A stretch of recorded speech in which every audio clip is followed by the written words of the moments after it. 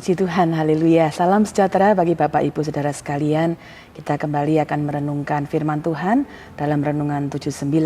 Hari ini kita belajar bersama-sama dengan satu tema terpikat. Ya. Terpikat itu berarti tertarik hatinya, terbujuk hatinya sampai sangat ingin terhadap sesuatu. Nah, kita akan belajar satu hal dari kitab 2 Samuel pasal 11 dan 12. Nah, hari ini saya ingin kita melihat bahwa ada kisah yang tercatat di sana bahwa Daud terpikat kepada Batsheba, ya istri dari tentaranya sendiri. Ya, kemudian Daud karena terpikat dia tidak dapat mengendalikan keinginannya. Dia sangat ingin, sangat terbujuk untuk dapat mengambil Batsheba menjadi istrinya. Ya, dan kalau kita membaca kisah dalam 2 Samuel ini, keinginan Daud akhirnya tercapai, ya apa yang dia inginkan dia dapatkan. Tetapi kita akan belajar bagaimana keinginan yang memikat hati Daud itu kemudian menjadi jerat baginya. Ya, Daud kemudian memang mendapatkan Batsheba, tapi dia terjerat dengan berzina dengan Batsheba, bahkan membunuh Uria, suami dari Batsheba. Ya, Daud mendapatkan apa yang dia inginkan, tetapi apa yang dia lakukan itu jahat di mata Tuhan. Ya, saya ingin kita lihat 2 Samuel pasal 11 ayat 27. Setelah lewat waktu berkabung, maka Daud menyuruh membawa perempuan itu ke rumahnya. Perempuan itu menjadi istrinya dan melahirkan seorang anak laki-laki baginya. Tetapi hal yang telah dilakukan Daud itu adalah jahat di mata Tuhan. Ya, menarik sekali kita melihat ya sesuatu yang diinginkan, yang menarik hati Daud didapatkannya. Ya, tetapi kemudian hal itu menjadi jerat bagi dia dan bahkan itu dipandang jahat di mata Tuhan. Nah, hal yang memikat Daud, yang menjadi jerat bagi dia itu ternyata berakibat bagi dirinya sendiri dan bahkan bagi orang lain. Nah, hari ini kita akan melihat apa saja akibat-akibat yang terjadi ketika Daud terpikat oleh keinginan-keinginannya tanpa dia dapat mengendalikannya. Karena cukup panjang ayatnya, saya tidak membacakan semua ayat, tetapi saya akan mengajak Bapak Ibu Saudara melihat hal-hal yang terjadi, akibat-akibat yang terjadi. Bapak Ibu bisa membacanya dalam kitab 2 Samuel dari pasal 11 sampai 18 ya. Ketika itu dilihat jahat oleh Tuhan, maka Tuhan kemudian mendatangkan hal-hal yang akibat-akibat yang sangat mengerikan kepada Daud. Saya hanya akan membaca beberapa ayat. 2 Samuel 12 ayat 10 berkata demikian. Oleh sebab itu pedang tidak akan menyingkir dari keturunanmu sampai selamanya. Karena engkau telah menghina aku dan mengambil istri Uria orang Het itu untuk menjadi istrimu. Beginilah firman Tuhan, bahwasanya malapetaka akan kutimpakan ke atasmu yang datang dari kaum keluargamu sendiri. Aku akan mengambil istri-istrimu di depan matamu dan memberikannya kepada orang lain. Orang itu akan tidur dengan istri-istrimu di siang hari. Sebab engkau telah melakukannya secara tersembunyi. Tetapi aku akan melakukan hal itu di depan seluruh Israel secara terang-terangan. Ya, hal-hal akibat-akibat yang diterima oleh Daud sangat mengerikan. Ya. Daud tercatat menjadi seorang yang mengatur pembunuhan bagi tentaranya sendiri. Batsheba kemudian menjadi orang lain yang menerima akibatnya. Dia kehilangan suaminya. Dan firman Tuhan mencatat pedang tidak menyingkir dari keluarga Daud. Dalam setiap keturunannya ada peristiwa-peristiwa di mana mereka kemudian mati terbunuh. Ya, perbuatan perzinahan Daud kemudian justru diulangi dalam keluarganya turun-temurun di depan matanya sendiri, di depan mata seluruh orang Israel. Ya, bahkan anak yang lahir dari dosa Daud ini kemudian mati. Ya, kalau kita melihat catatan keturunan-keturunan berikutnya ya, Amnon anak Daud memperkosa Tamar saudara tirinya, anak Daud juga. Ya, karena Daud tidak mau mendisiplin Amnon, kemudian Absalom saudara dari Tamar membunuh Amnon dan melarikan diri. Dalam keturunan-keturunan Daud terjadi akibat-akibat yang mengerikan. Absalom kemudian juga melakukan pemberontakan terhadap Daud dengan kudeta dan secara singkat dapat merebut kerajaan. Sementara Absalom melakukan pemberontakan, pendukung-pendukung Absalom membangun tenda di atas atap istana dan Absalom berhubungan dengan selir-selir ayahnya di depan mata seluruh Israel di atas sotoh rumah mereka. Ya, Hal ini yang kemudian menjadi catatan bagaimana semua yang disebutkan ini menjadi hal-hal yang kemudian akhirnya digenapi sebagai hukuman yang diterima oleh Daud. Ya, Absalom akhirnya pun mati. Ya, Adonia, anak Daud pun mencoba untuk merebut tahta Daud pada saat Daud sudah menjadi tua. Salomo, anak Daud yang berikutnya kemudian juga menikahi 700 wanita dan mengambil 300 selir, yang mengakibatkan Salomo juga meninggalkan Tuhan.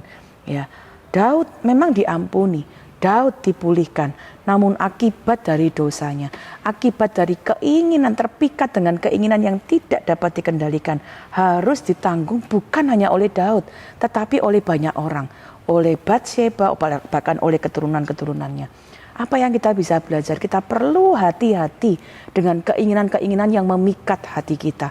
Jangan sampai keinginan itu kemudian menjadi jerat bagi kita. Ya, mungkin kita berpikir ketika ada keinginan-keinginan yang kita sangat ingin memenuhi dan kita sangat ingin itu dipenuhi dan kita tidak mempedulikan itu benar atau tidak, dan kita berpikir biar saya tanggung sendiri. Ya, kita perlu berhati-hati, kita belajar dari Daud. Dosa itu bisa berakibat bukan hanya pada diri kita sendiri, tapi bahkan pada orang-orang yang ada di sekitar kita. Suami-suami, apa yang kita buat itu bisa berdampak bagi istri dan anak-anak kita. Begitu juga sebaliknya. Istri-istri, perhatikan keinginan-keinginan kita ketika kita terpikat dengan keinginan kita. Dan itu hal-hal yang tidak benar bisa berakibat kepada suami, bahkan kepada anak-anak.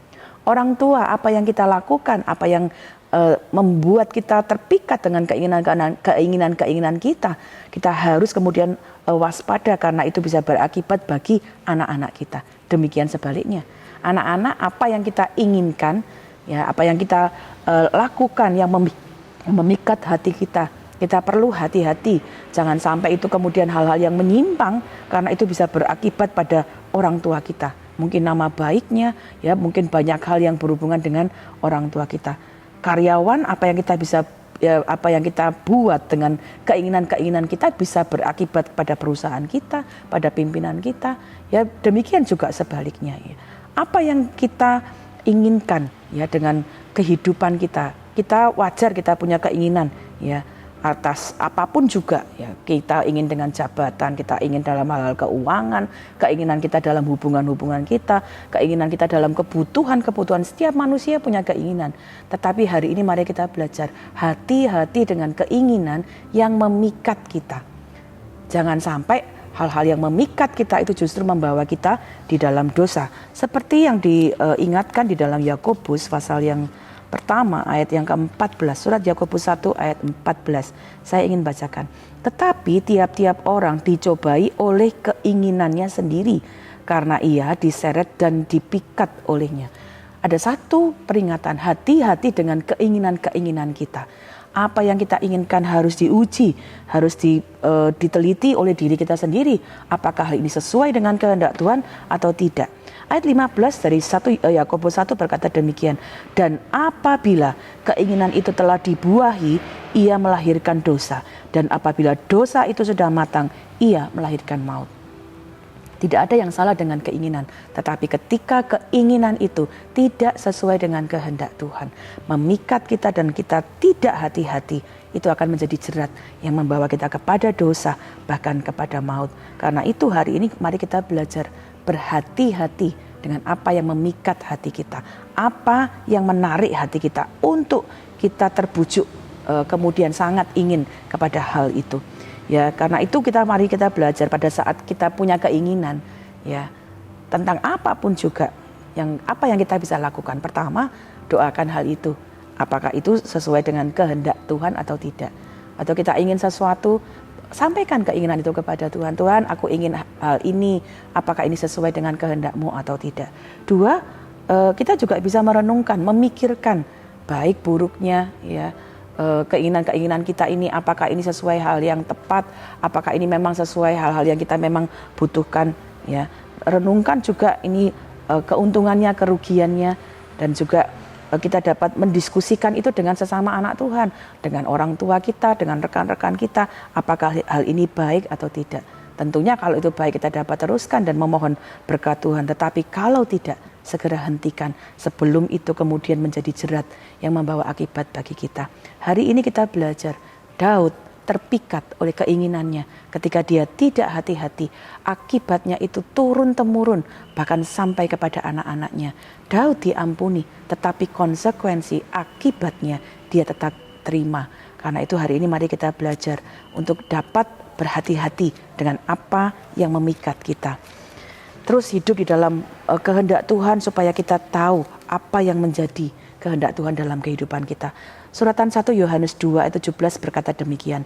Dan dunia ini sedang lenyap dengan keinginannya. Semua keinginan dalam dunia ini akan lenyap. Tetapi orang yang melakukan kehendak Allah tetap hidup selama-lamanya.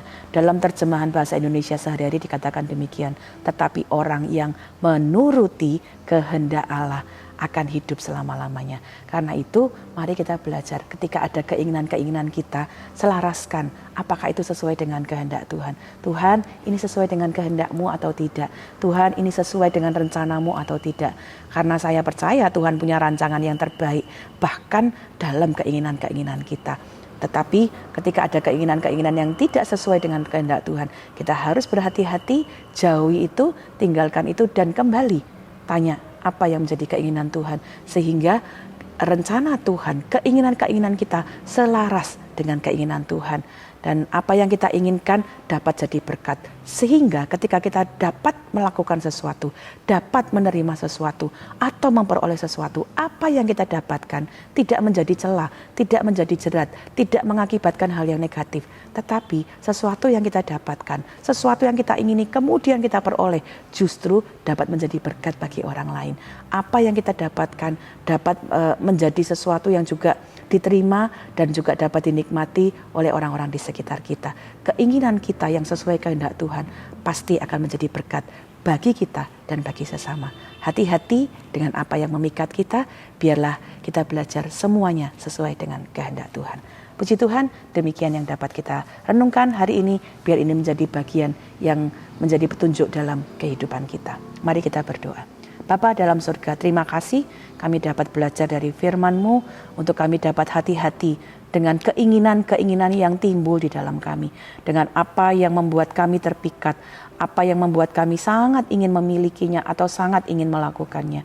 Bapa, kami berdoa, Tuhan akan menolong kami, biarlah di dalam keinginan-keinginan kami, Engkau sendiri yang bekerja, Engkau yang mengendalikan, supaya kami belajar untuk menyelaraskan keinginan-keinginan kami dengan kehendak-Mu. Jauhkan kami dari keinginan-keinginan yang tidak sesuai dari Engkau.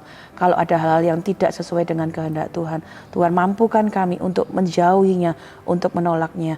Dan kami belajar untuk menyesuaikan keinginan kami dengan kehendak-Mu. Sehingga apa yang kami dapatkan, apa yang kami terima dari Tuhan, itu dapat menjadi berkat bagi kami dan orang-orang di sekitar kami. Terima kasih untuk firman-Mu, berkati seluruh keluarga GPDI El Shaddai Magelang. Supaya dalam keinginan-keinginan kami pun, kami belajar menyertakan Engkau di dalamnya. Engkau yang mengendalikan, Engkau yang memimpin, Engkau yang menuntun. Terima kasih Bapa yang baik. Terima kasih ya Tuhan, mengingatkan kembali tubuh kami seluruh keluarga GPDI El Shaddai Magelang adalah bait Roh Kudus. Roh Kudus yang kami peroleh dari Allah dan bahwa kami bukan milik kami sendiri. Kiranya hidup kami memuliakan-Mu ya Allah. Di dalam nama Tuhan Yesus Kristus kami mengucap syukur. Haleluya. Amin.